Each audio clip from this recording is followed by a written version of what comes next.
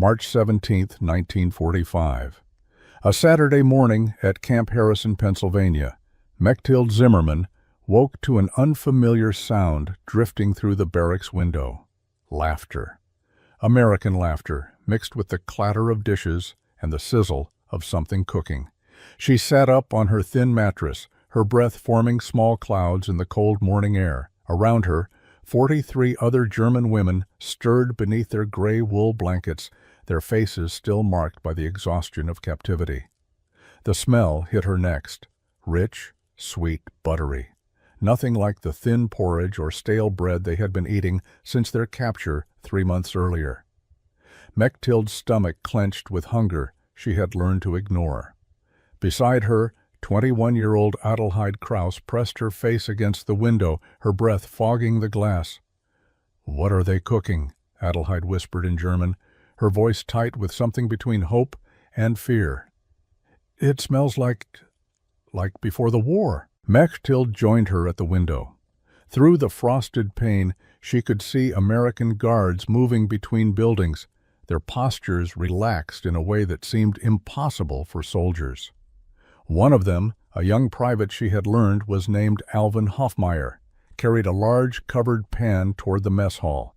Steam rose from beneath the lid, and even from this distance, the aroma made her mouth water. They had been told many things about Americans during the war, that they were cruel and wasteful, that they hoarded resources while the rest of the world starved, that they cared nothing for prisoners, especially German prisoners. Yet in 3 months at this camp, Mechthild had seen none of that cruelty. Instead, she had witnessed something that confused her more than hatred ever could have. Indifference mixed with occasional unexpected kindness. Captain Helen Waverly, the officer in charge of their section, had never raised her voice. Sergeant Russell Thorne, who supervised their daily work assignments, had once given Frida Lehman an extra blanket when she was shivering with fever. These small gestures contradicted everything Mechthild had been taught about the enemy. But this morning felt different. The entire camp buzzed with unusual energy. American soldiers who normally looked tired and homesick now moved with purpose and something that looked almost like excitement.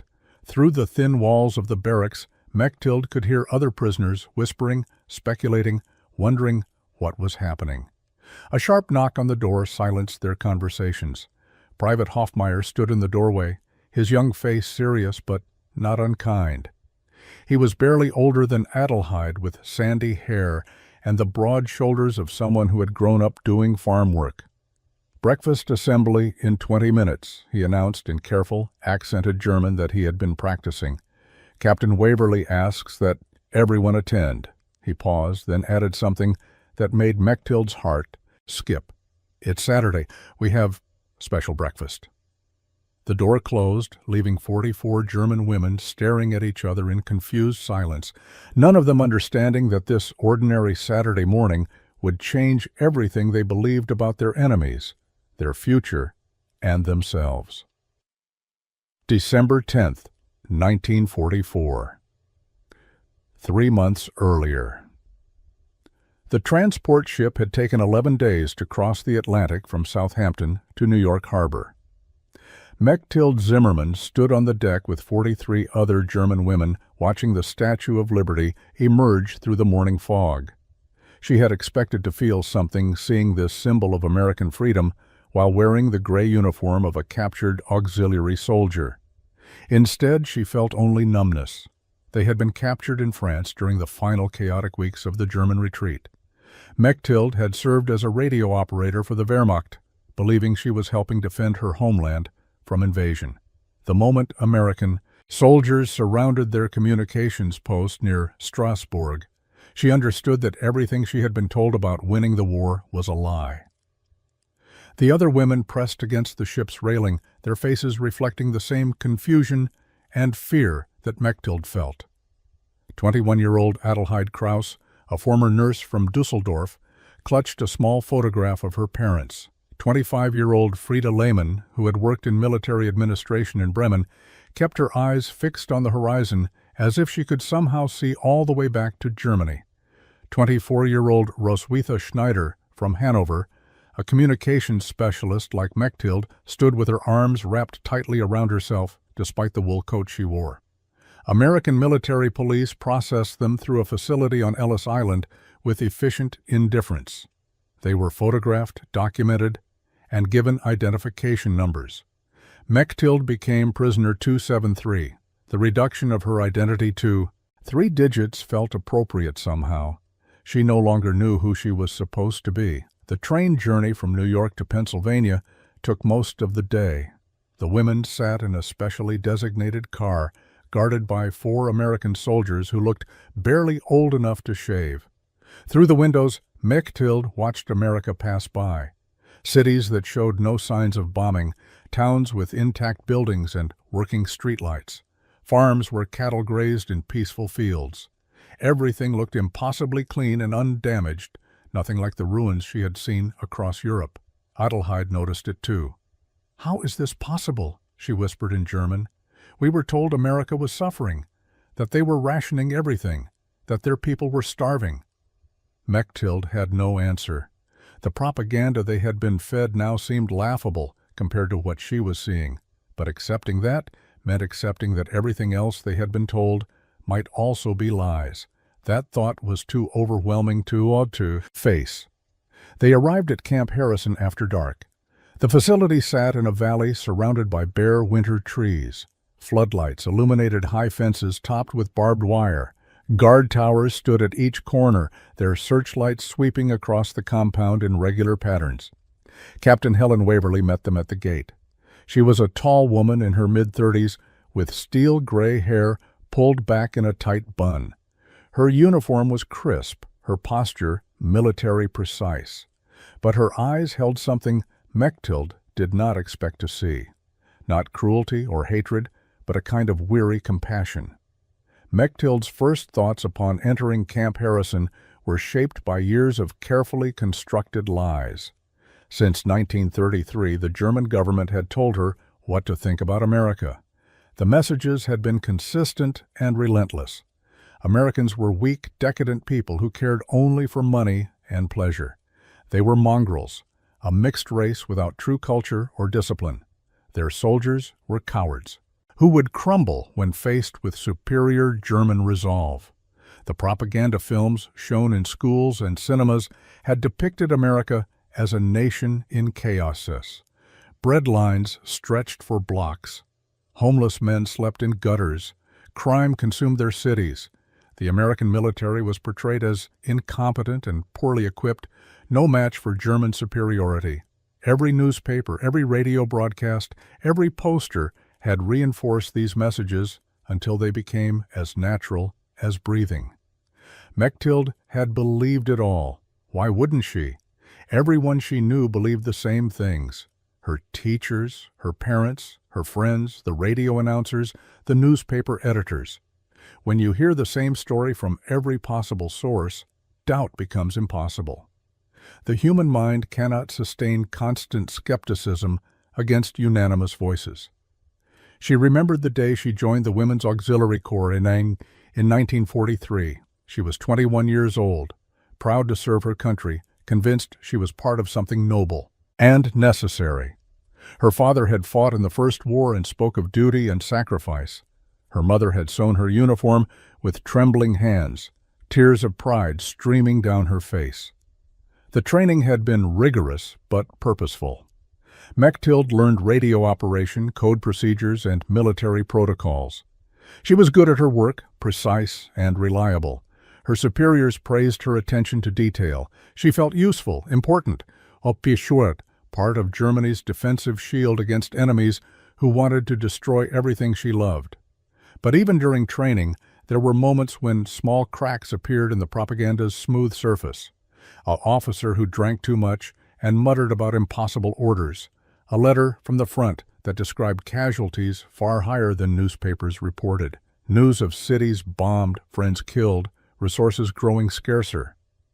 Yet each doubt was quickly explained away, smoothed over, reframed as temporary setbacks on the path to inevitable victory.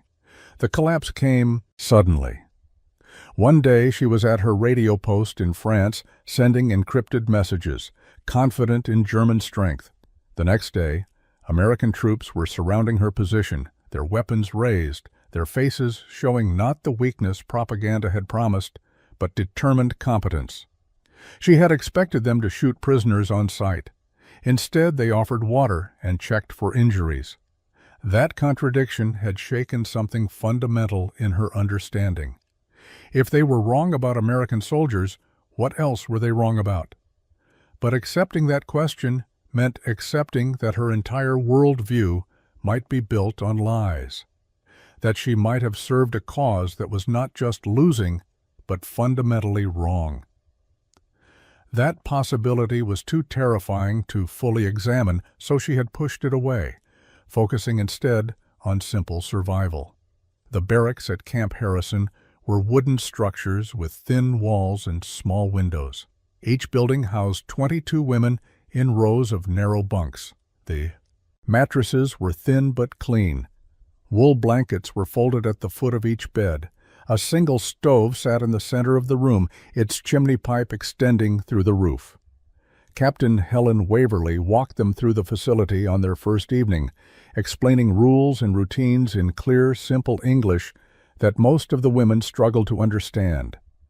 Mechthild, who had studied some English in school, translated when she could. Daily roll call at 7 in the morning, work assignments at 8, lunch at noon, dinner at 6, lights out at 10. The camp held only women prisoners, unusual in a war where most captives were men. The American military seemed uncertain how to handle them. Female guards were scarce, so male soldiers supervised most activities while maintaining careful distance. The awkwardness was evident on both sides. Sergeant Russell Thorne, a solid man in his 40s from Iowa, oversaw work details. He had kind eyes and a patient manner that seemed at odds with his military uniform. He spoke slowly, using simple words and hand gestures to communicate. When the women did not understand, he never showed frustration, just tried different approaches until meaning became clear. The work was not difficult. Kitchen duties, laundry, general cleaning, and maintenance. Nothing like the hard labor Mechthild had feared. The Americans seemed more interested in keeping them occupied than extracting useful work. Several guards appeared almost apologetic about the entire situation, as if they were embarrassed to be holding women prisoner. The food was plain but adequate. Bread, soup, occasionally meat or cheese. Portions were small but regular. No one was starving, though no one felt satisfied either. The meals were eaten in silence, the women keeping to themselves, speaking only in whispered German when necessary. Adelheid cried every night for the first week, quiet tears that she tried to hide beneath her blanket. Mechthild wanted to comfort her, but had no comfort to offer. They were enemies in a foreign land, thousands of miles from home, with no idea when or if they would return. Frida Lehmann dealt with captivity by withdrawing completely. She followed orders mechanically, spoke only when directly addressed, and spent free time staring at the wall above her bunk. Her face showed no emotion, as if she had decided that feeling anything was too dangerous. Roswitha Schneider wrote letters that would never be sent. She filled page after page with words for her family, describing her days, asking questions that would receive no answers. The act of writing seemed to keep her connected to something real, even if the connection was only imaginary. Mechthild observed everything with careful attention. She watched how the guards behaved, how the camp operated, searching for patterns that might explain what would happen to them. But the Americans remained confusing. Not cruel, not kind, just professionally distant. They provided what the Geneva Convention required and nothing more. Winter settled over Camp Harrison with bitter cold that seeped through the thin barracks walls. The single stove in each building provided minimal warmth. The women slept in their uniforms beneath wool blankets, still shivering through the nights. Morning frost formed on the inside of windows. Water in the washing basins froze solid by dawn. The cold was not just physical, it was emotional, psychological, a numbness that had nothing to do with temperature. The women moved through their days like ghosts, performing assigned tasks without thought or feeling. They had become automatons, following orders because orders were all they had left. Mechthild noticed how the other prisoners had stopped talking unless necessary. Conversations required energy they did not possess. Even Adelheid, who had cried so much during the first weeks, now simply stared with empty eyes. The tears had run out, leaving only hollow acceptance. The American guards maintained professional distance. They were not unkind, but neither did they show warmth. Orders were given clearly. Work was supervised efficiently. Problems were addressed immediately, but there was no personal connection, no recognition of the prisoners as individuals rather than responsibilities to be managed. Captain Waverley made daily rounds through the compound, clipboard in hand, checking that regulations were followed and needs were met. She spoke to the women only about practical matters. Was anyone sick? Were supplies adequate? Did they understand their work assignments? Her questions were administrative, not personal. She never asked how they felt or what they thought. This coldness felt appropriate to Mechthild. They were enemies after all. Why should Americans care about their emotional state? The correct distance was being maintained. Rules were being followed. That should be enough. Yet something inside her felt disappointed by the lack of human connection, a feeling she tried to suppress because it made no sense. The days blurred together into monotonous repetition. Morning roll call in the freezing darkness, breakfast of thin oatmeal and weak coffee. Work details, scrubbing floors or washing dishes or mending torn uniforms, lunch of bread and soup, more work through the afternoon, dinner of whatever the kitchen prepared, evening hours spent in silence until lights out. Mechthild had expected captivity to be harsh, perhaps even brutal. What she had not expected was this dull, grinding emptiness.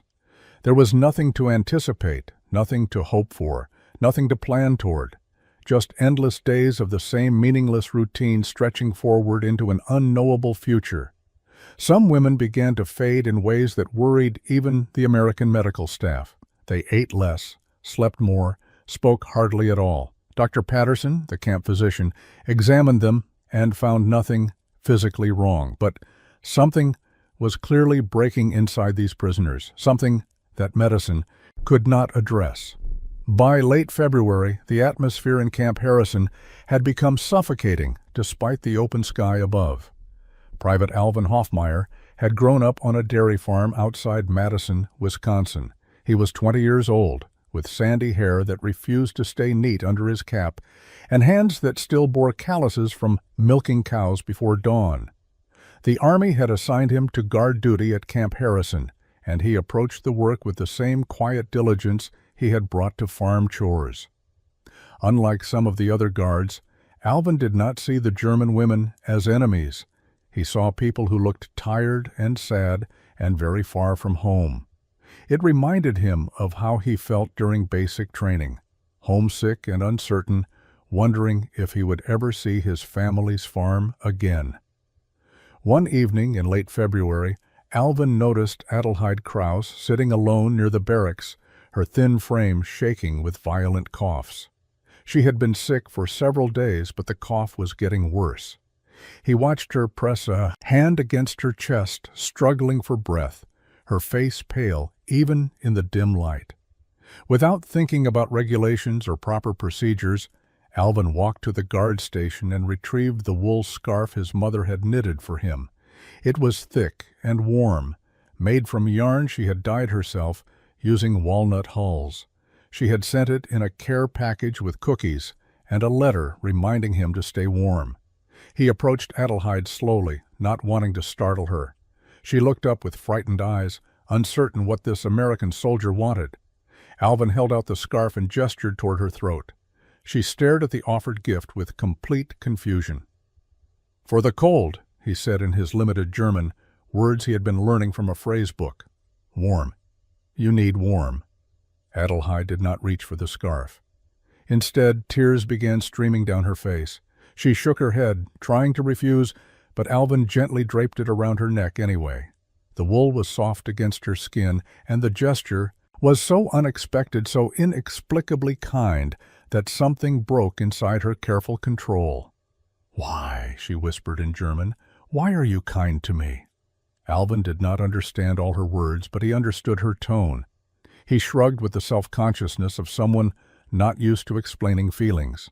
"My sister," he said, pointing to Adelheid, and then gesturing to indicate someone far away. "Same age.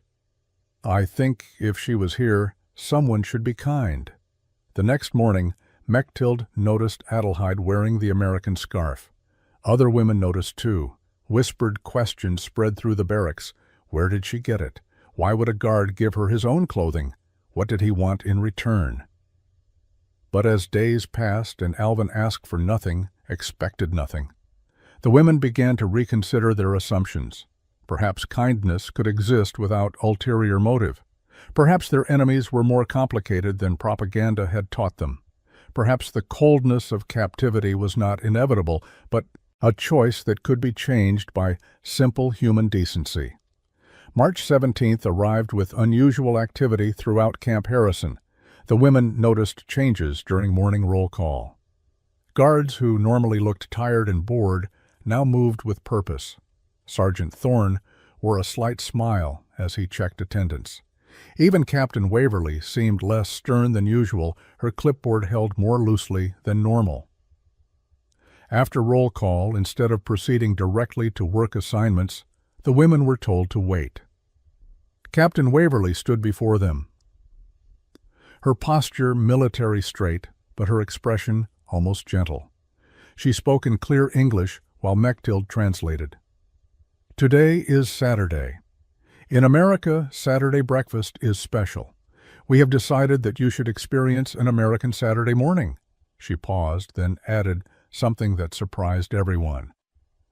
"We believe you have been here long enough to be treated with more hospitality than prisoners usually receive. You are still prisoners, but you are also human beings. Today we want you to remember that." The women were led to the mess hall, which had been transformed. Tables were arranged differently with proper spacing between them. The usual metal trays had been replaced with actual plates. Cloth napkins sat folded beside each setting. The harsh overhead lights had been dimmed, and someone had opened the windows to let in fresh morning air. But it was the smells that made several women stop in their tracks. Rich, sweet, buttery aromas filled the space. The scent of coffee, real coffee, not the weak substitute they had been drinking. Something else, too, something many of them had not smelled in years. Fresh bread, bacon, butter melting on something hot. Private Hoffmeyer and 3 other guards had stood behind a serving line, wearing aprons over their uniforms. Behind them sat large pans of food, steam rising in clouds. Stacks of golden brown circles covered several platters, bowls of what looked like fruit, pitchers of juice, a ceramic container that could only be butter, glass bottles filled with dark amber liquid. "Pancakes," Captain Waverly announced, "an American Saturday tradition, with maple syrup, butter, eggs, bacon, and orange juice. Please, form a line." The women stood frozen. Mechthild felt her throat tighten. Pancakes. She had not seen pancakes since before the war, when her grandmother made them on special occasions. But these were not thin, sparse pancakes stretched to feed many mouths. These were thick, fluffy, abundant beyond imagining. Adelheid was first in line. Private Hoffmeyer smiled at her and placed 3 large pancakes on her plate. 3. Not one rationed portion, but 3 generous pieces. He added 2 eggs, 4 strips of bacon, and gestured toward the butter and syrup. "As much as you want," he said in careful German. Adelheid stared at her plate, then at Hoffmeyer, then back at her plate. Her hands began shaking so badly she nearly dropped it. Adelheid carried her plate to the nearest table with trembling hands.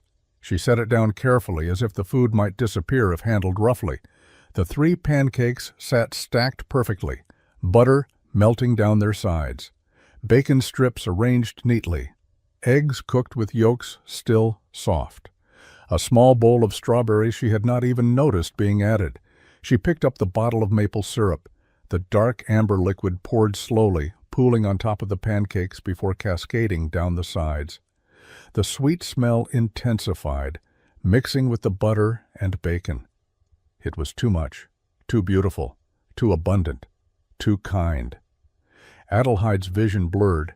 Tears spilled down her cheeks before she could stop them. She pressed both hands over her face, her shoulders shaking with silent sobs. Around her, other women were receiving their plates, and the same scene repeated at table after table. Grown women, soldiers who had survived war and capture, weeping over breakfast. Mechthild stood in line watching this unprecedented display of emotion. When her turn came, Private Hoffmeyer met her eyes with gentle understanding. He loaded her plate with the same generosity, 4 pancakes instead of 3, extra bacon, a larger portion of eggs, as if abundance was the point, as if showing them plenty was more important than following any rationing rules. She carried her plate to where Frida and Roswitha already sat, both staring at their food with expressions of complete disbelief. Frida, who had barely shown emotion in months, had tears streaming silently down her face. Roswitha held her fork but seemed unable to actually use it. "How is this possible?" Roswitha whispered in German. "We were told America was starving, that they had nothing, that their people were suffering worse than ours." Mechthild had no answer. The evidence before them contradicted years of propaganda so completely that accepting it required abandoning everything they had been taught. If this was what prisoners received, what did ordinary American families eat? If guards could serve such abundance on a random Saturday morning, what did that say about American resources? She cut into her pancakes. The fork slid through easily, revealing fluffy interior texture. She brought the first bite to her mouth. The sweetness of maple syrup, the richness of butter, the soft warmth of perfectly cooked pancake. Flavors she had forgotten existed. Her throat tightened, and tears came despite her efforts to maintain composure. Around the mess hall, 44 German women sat crying over their breakfast, not from sadness or pain, but from the overwhelming cognitive dissonance of experiencing kindness and abundance from people they had been taught to see as cruel enemies. The propaganda had prepared them for brutality. It had prepared them for deprivation. It had not prepared them for this simple, devastating generosity. Captain Waverley stood near the door, watching the scene with an expression that mixed satisfaction and sadness. She understood what was happening. These women were not just eating breakfast.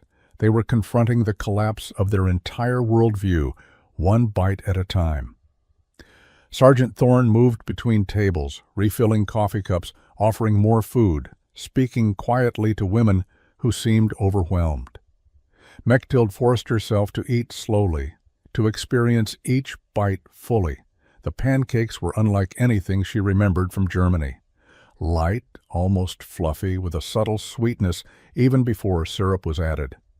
The maple syrup itself was revelation. Not the thin, artificial substitute she had known, but rich, complex, with depth of flavor that seemed impossible for something so simple. The bacon was crispy, salty, substantial. Not the thin ration strips Germany had provided even before the war intensified, but thick cuts that actually tasted like meat. The eggs were cooked perfectly, yolks still runny, whites fully set. Even the butter was different. Creamy, fresh, abundant enough to spread thickly without worrying about rationing. But it was the fruit that truly shattered her understanding. Fresh strawberries in March. In Germany, fresh fruit had disappeared from markets years ago. Even before capture, Mechthild had not seen strawberries since childhood summers. Yet here they were, bright red, sweet, served casually as if they were common rather than precious. She watched Adelheid eat with the intensity of someone trying to memorize every sensation. The younger woman had stopped crying, but her face still glistened with tears. She chewed slowly, deliberately, her eyes closed as if to focus completely on taste and texture. "My mother used to make pancakes on Sundays Adelheid said softly in German, "before the war. But never like this. Never with real butter, Never with this much syrup. We made them with water when eggs became scarce. We used beet syrup because sugar was rationed. Frida finally spoke, her voice rough from months of silence. I worked in food distribution for the Wehrmacht. Processed rationing reports, allocation requests, supply inventories. The numbers were classified, but I saw them. I knew how little food we had, how much we were importing from occupied territories, how the supplies were shrinking. She paused, looking at her plate with something like anger. We were told America was suffering worse, that they were begging for peace because their people were starving. But this, she gestured at the abundant breakfast, this is what they feed prisoners. Prisoners, what do they feed their own families? Roswitha had been eating mechanically, but now she stopped. Everything was a lie. Her voice carried no emotion, just flat statement of fact. Every radio broadcast, every newspaper, every poster, every speech, all lies. They told us America was weak, desperate, failing. But look at this food, look at this building, look at the guards' uniforms, their equipment, their health. Mechthild understood what Roswitha was processing. If the propaganda about what American poverty was false, what else was false? If they had lied about this, what else had they lied about? The questions opened doors to thoughts too dangerous to fully examine. Private Hoffmeyer approached their table carrying a fresh pot of coffee. Private Hoffmeyer refilled their coffee cups with careful attention, his young face showing concentration. The coffee was hot, strong, real, not the chicory substitute or grain coffee that had replaced real beans in Germany years ago. Mechthild wrapped her hands around the warm cup, inhaling the rich aroma. "More pancakes?" Hoffmeyer asked in his careful, accented German. He gestured toward the serving line, where platters still held abundant food. The invitation seemed genuine, not performative, as if there was truly more available, as if shortage was not a concern. Adelheid shook her head, unable to speak. Her plate was only half empty, but she looked overwhelmed by what she had already consumed. Hoffmeyer nodded with understanding and moved to the next table, offering refills and seconds to women who seemed equally stunned by the abundance. Mechthild forced herself to finish eating. Wasting food felt wrong even in these circumstances. Each bite required conscious effort as her stomach, accustomed to smaller portions, protested the unusual fullness. Around the mess hall, other women faced the same struggle. Bodies trained by years of scarcity could not easily accept sudden plenty. Captain Waverley stood and addressed the room in English, with Mechthild translating. "I know this breakfast is different from what you have received. I want you to understand something important. This is how American families eat on Saturday mornings. Not wealthy families, not special occasions, ordinary working families, farmers, factory workers, teachers, shopkeepers. This is normal for us." The words landed like physical blows. Normal. This abundance that felt almost obscene was considered ordinary in America. The implication was staggering. If prisoners received what regular Americans ate, then the disparity between what they had been told and reality was even larger than the food itself suggested. "I know you were told many things about America," Captain Waverley continued, "that we were starving, that our economy had collapsed, that our people were suffering. I understand that you believed these things because you were given no reason to doubt them, but now you have seen the truth. Now you must decide what that truth means for everything else you were told." Her words hung in the air. Several women looked down at their plates, unable to meet her eyes. Others stared at the captain with expressions mixing anger and confusion.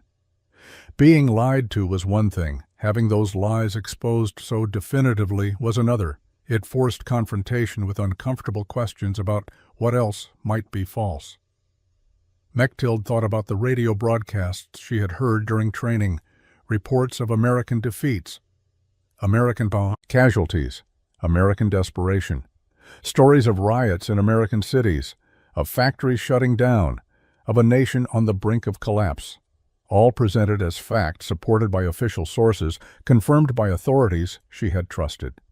But if America was truly failing, how could they feed prisoners this well? 2 weeks after the pancake breakfast, letters began arriving from Germany. The International Red Cross had finally established reliable mail routes through the chaos of a collapsing Reich.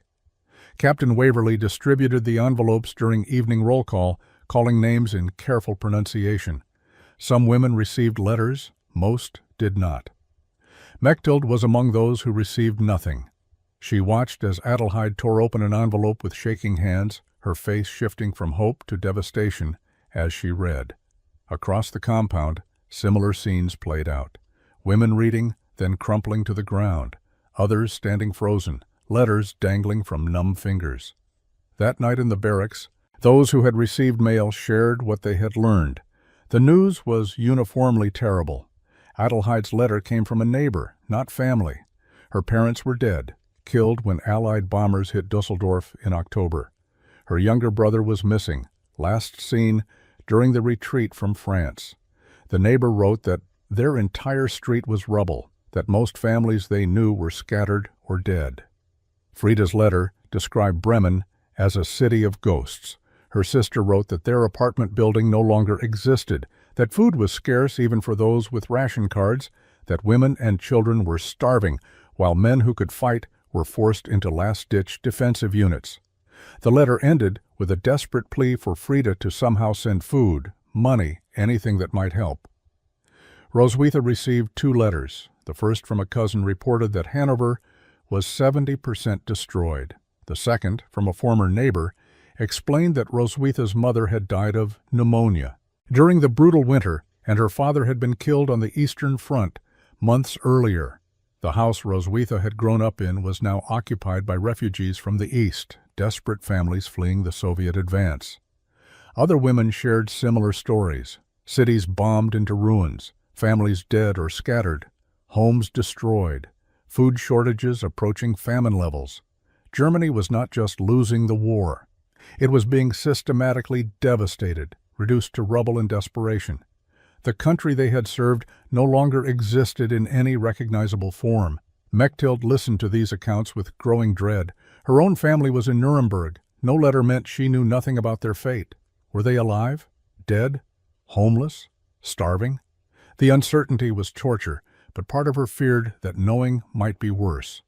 The women who had not received letters faced their own anguish. Did silence mean their families were dead, or did it simply mean mail had not gotten through?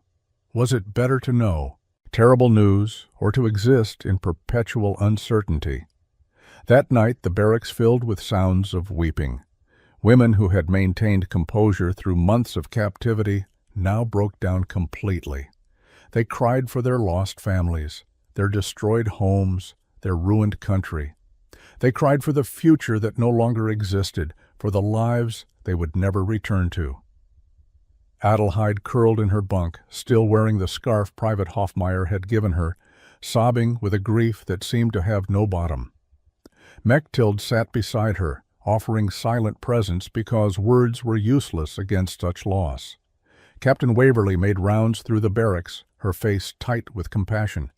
She said nothing, just moved from bunk to bunk, her hand briefly touching shoulders, her presence acknowledging their pain without trying to diminish it. In the days following the letters, American newspapers began arriving at the camp with increasing frequency. Captain Waverly made them available in the common room, no longer restricting access to information. She seemed to believe the women deserved to know the full truth about what was happening to their homeland. The newspapers carried stories that contradicted everything the women had been taught about German strength and righteousness.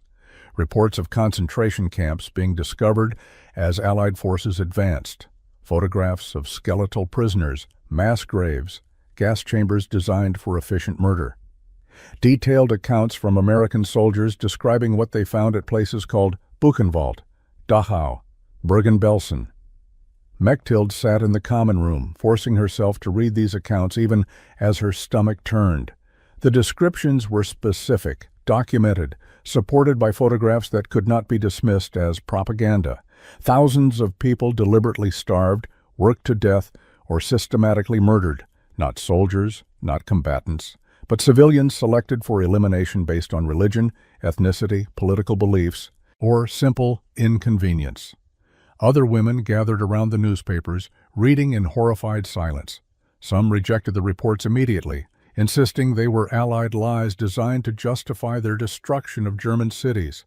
But others, including Mechthild, found the accounts too detailed, too consistent, too thoroughly documented to dismiss.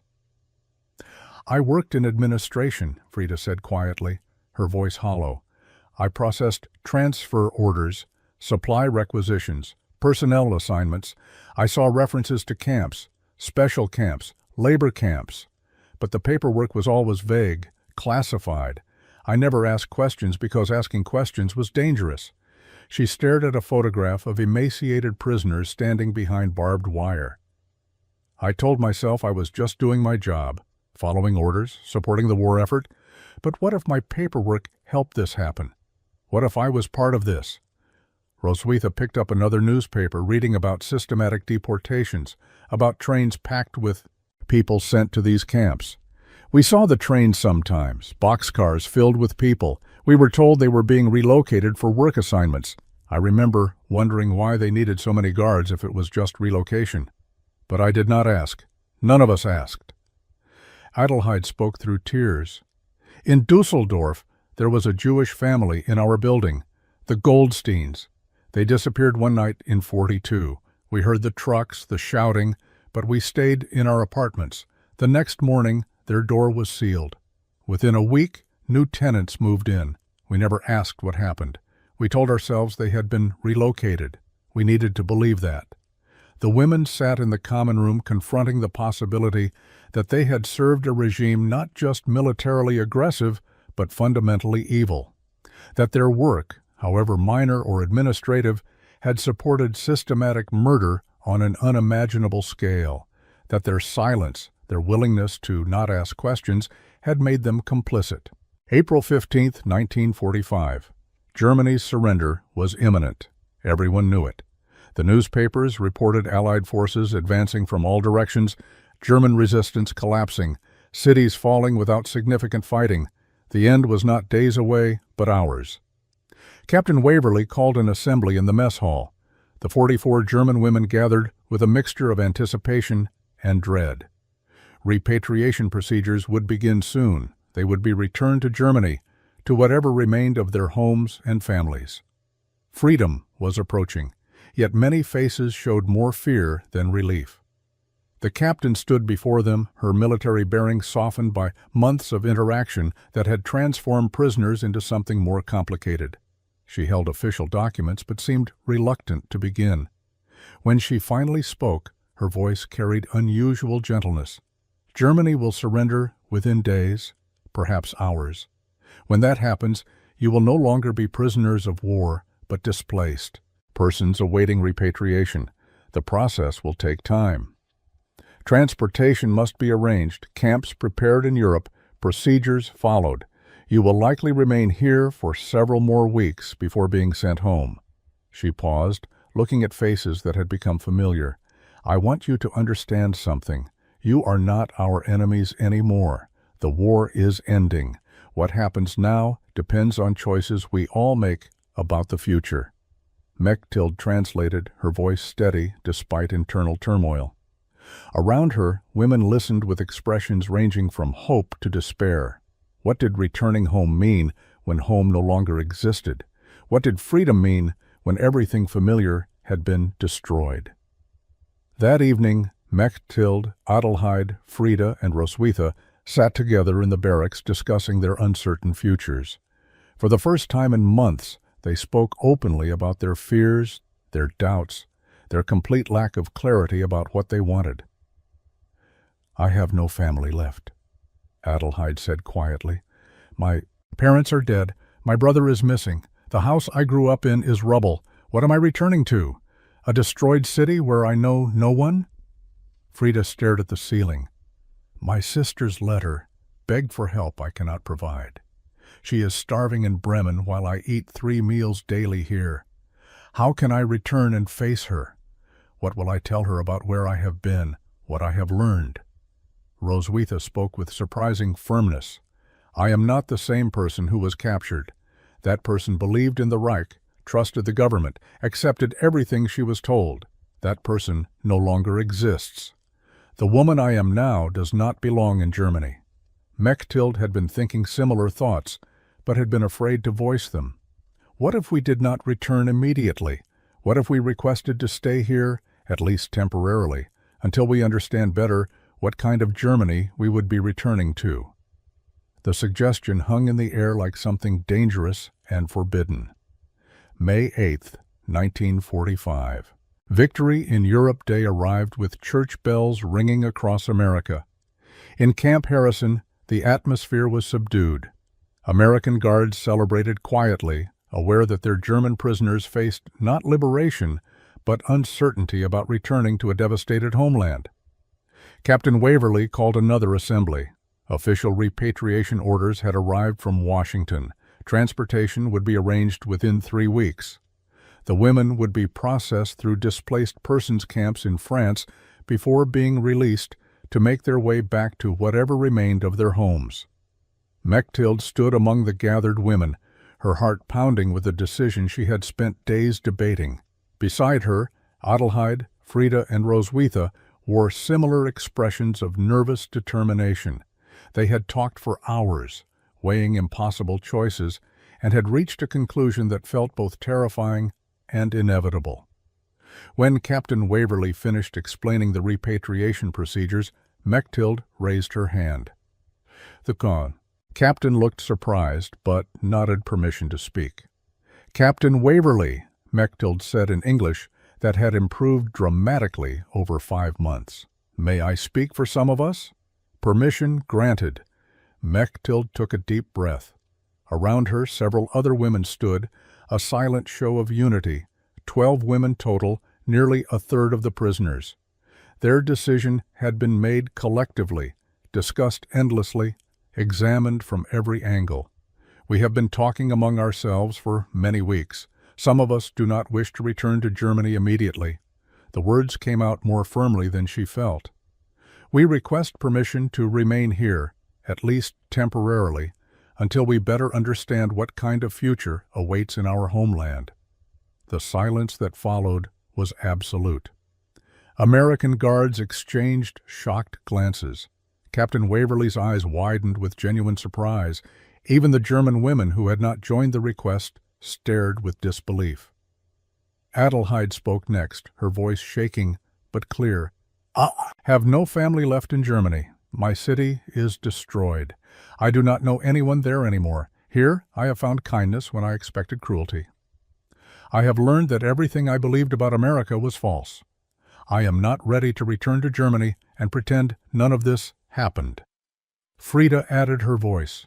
"We understand this request is unusual. We know we are still technically prisoners, that repatriation is what the Geneva Convention requires. But we also know that the Germany we served was built on lies and committed terrible crimes. We need time to understand who we are now before we can face returning to who we were." Roswitha stepped forward. "Here, we have been treated with dignity even though we were enemies. We have seen abundance where we were told there was starvation.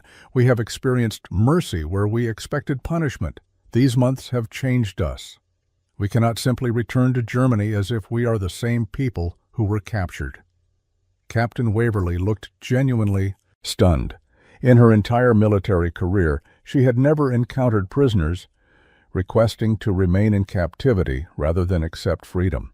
She asked for clarification, and what followed was an emotional outpouring that revealed the depth of transformation these women had undergone.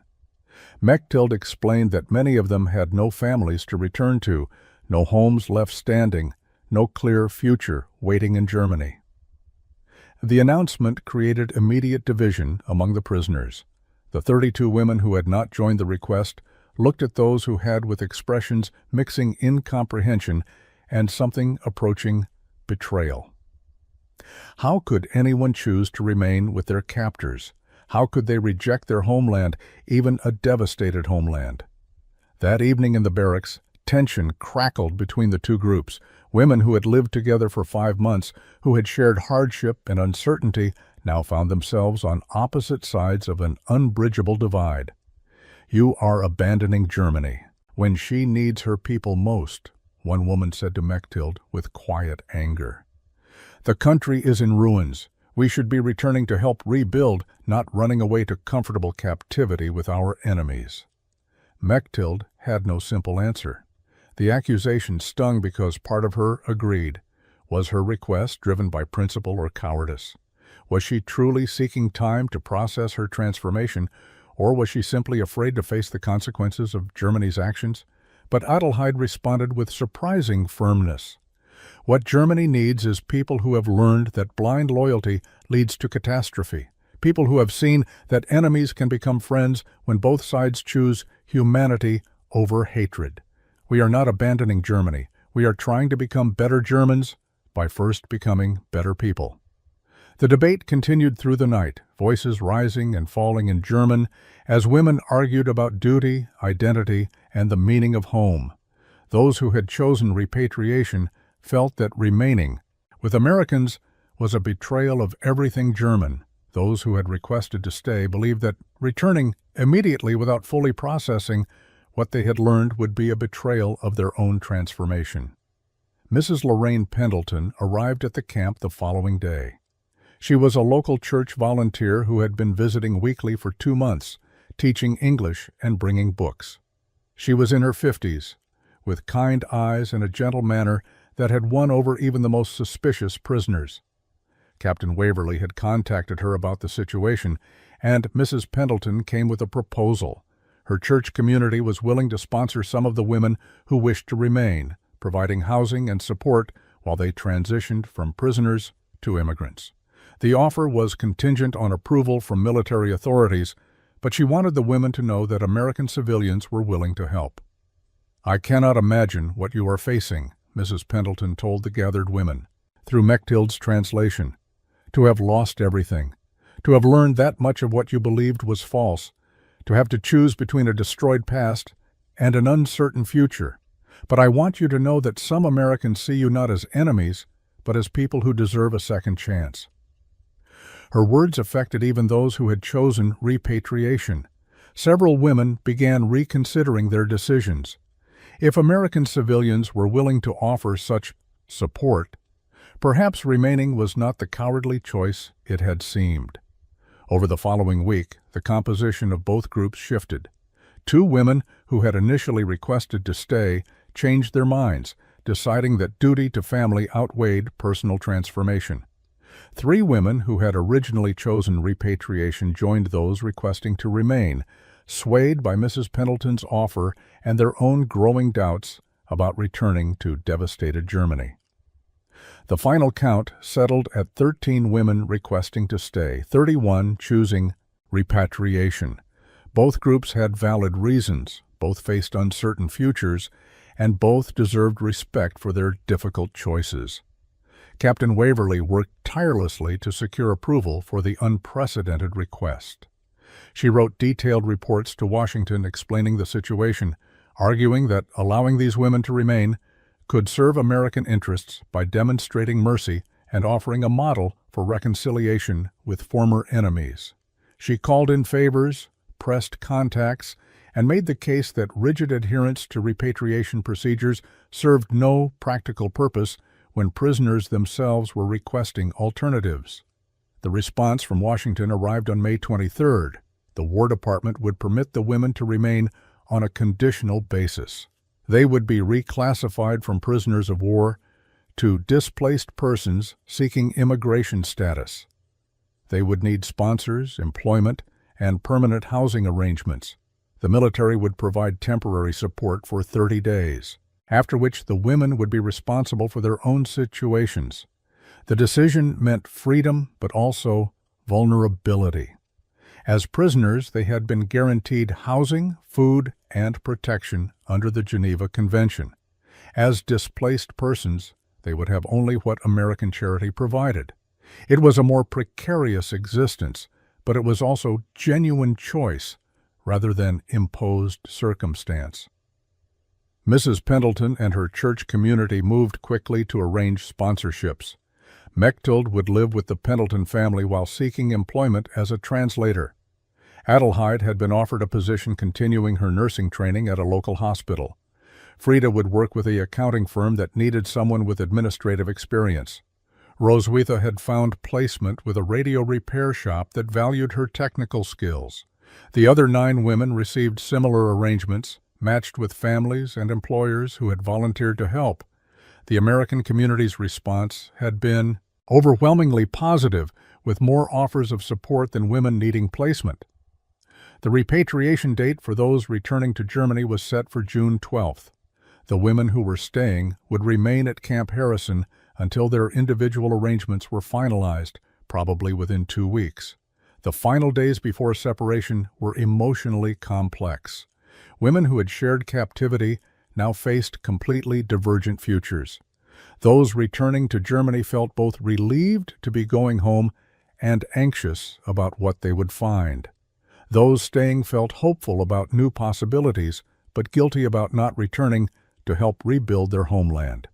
On the evening before repatriation, both groups gathered for a final meal together. The women who remained at Camp Harrison transitioned to civilian life gradually over the following months. Mechthild moved in with the Pendleton family in late June, carrying everything she owned in a single canvas bag. The house was a modest 2-story structure on a POWs. Tree-lined street, nothing grand but impossibly clean and well-maintained compared to the devastation she had seen in photographs of German cities. Mrs. Pendleton showed her to a small bedroom on the 2nd floor. Real furniture, clean sheets, a window overlooking a garden where vegetables grew in neat rows.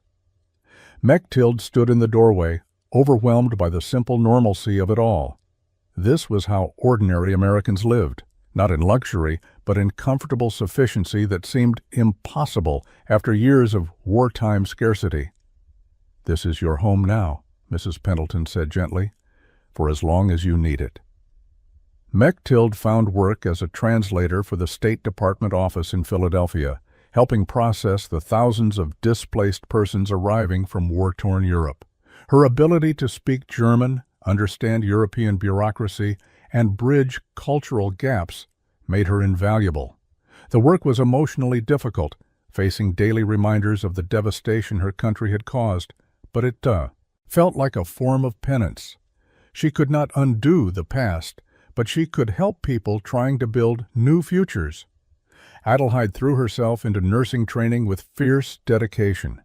She worked longer hours than required, studied late into the night, and volunteered for the most difficult cases. Her supervising physician recognized both her skill and her underlying motivation. She was not just learning to heal bodies, but trying to heal her own guilt about the past. "You cannot save everyone," Dr. Patterson told her one evening after she had stayed late with a dying patient. "Medicine has limits." "I know," Adelheid replied quietly, "but I have to try. I have to do something good to balance against what my country did." Frida's transition was perhaps the most difficult. Working in accounting meant constant interaction with numbers that represented resources, supplies, and money. She could not look at inventory reports without remembering similar reports she had processed for the Wehrmacht, to documents that had supported a regime now revealed as monstrous. Some days the guilt was overwhelming, but gradually she found meaning in using her skills for different purposes. Helping businesses operate efficiently, ensuring workers were paid fairly, maintaining systems that served communities rather than war machines. The work was mundane, but its very ordinariness felt redemptive. Roswitha discovered unexpected talent for radio repair work, the precision required, the logical problem-solving, the satisfaction of making broken things work again, all appealed to her methodical mind. Her employer, Mr. Henderson, appreciated her careful attention to detail and gradually gave her more complex projects. The 13 women who had stayed maintained contact with each other, meeting monthly at Mrs. Pendleton's church. They needed these gatherings, needed to be with others who understood the complexity of their situation. They were building new lives in America, but they carried their German past with them always. They were not quite German anymore, but not quite American either. They existed in an uncomfortable middle space belonging fully to neither identity. Letters arrived sporadically from those who had returned to Germany. The news was consistently difficult. 25 years later, on a Saturday morning in April 1970, Mechthild Zimmerman Pendleton stood in her kitchen in suburban Philadelphia, making pancakes for her 3 children. Her oldest daughter, Helen, named after Captain Waverly, was setting the table. Her twin sons, Thomas and Robert, were arguing good-naturedly about whose turn it was to pour the syrup. Mechthild flipped the pancakes with practiced ease, watching their golden surfaces bubble and brown. She had made this breakfast hundreds of times over the years, but she never forgot the first time she had seen pancakes served at Camp Harrison. That morning had changed everything, had cracked open her worldview, and forced her to confront truths she had been avoiding. Her husband, Daniel Pendleton, Mrs. Pendleton's son, who had returned from the Pacific Theater in 1946, entered the kitchen and kissed her cheek. Their marriage had raised eyebrows initially, a German former prisoner marrying an American veteran, but over the years, their relationship had become a symbol of the reconciliation both countries were working toward. "Mom," Helen said, "you're giving that faraway look again, the one you get when you're thinking about the war." Mechthild smiled. Her children knew her story, knew about her time as a prisoner, her decision to stay, her gradual transformation from enemy to immigrant to citizen. She had never hidden her past from them, believing that honesty about history was essential to preventing its repetition. "I was remembering the morning everything changed," she said. "The day American soldiers served us pancakes and taught us that enemies could become friends if both sides chose to be human first." She had remained in contact with the others who had stayed. Adelheid had never married, dedicating her life to nursing and eventually becoming director of nursing at a major hospital. Frida had married an American accountant and raised 4 children while building a successful consulting practice. Roswitha had opened her own electronics repair shop and become a respected businesswoman in her community. The 13 women had all built successful lives in America, but they had also maintained their connection to Germany. They sent money to help rebuild churches and schools. They sponsored German students studying in America. They worked with German-American friendship organizations. They had not abandoned their homeland. They had simply chosen to serve it differently than the regime they had once believed in. Mechthild had returned to Germany 3 times over the years. The country she found was transformed, rebuilt, not just physically, but morally. The new Germany had confronted its past, acknowledged its crimes, and committed itself to ensuring such atrocities could never happen again. She was proud of that transformation, proud that Germans had found the courage to face their history honestly. But she was also grateful for America, for the country that had shown her mercy when it could have shown cruelty, abundance when it could have given scarcity, and second chances when it could have demanded punishment. The pancake breakfast had been more than just food. It had been a demonstration of values, a lesson in how former enemies could choose reconciliation over revenge.